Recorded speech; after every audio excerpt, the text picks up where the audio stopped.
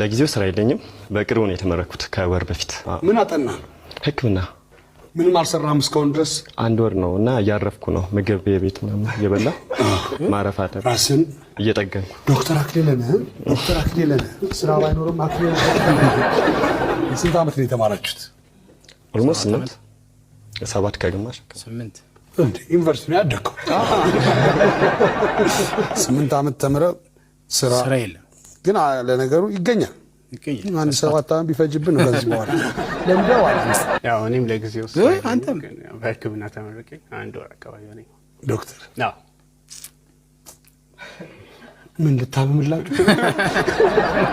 ስራ ልፍጠርላችሁ ብቻ? አይሻ ነፂ እንታመምላቸው እንዴ ስራ ከሌለ እኛን ያክሙን። እዚች ሀገር ላይ ቶሎ ስራ ማግኘት አይታሰብም። አባቴ ተመረቀ ወጣ በተመረከበት ስራም አይገኝም።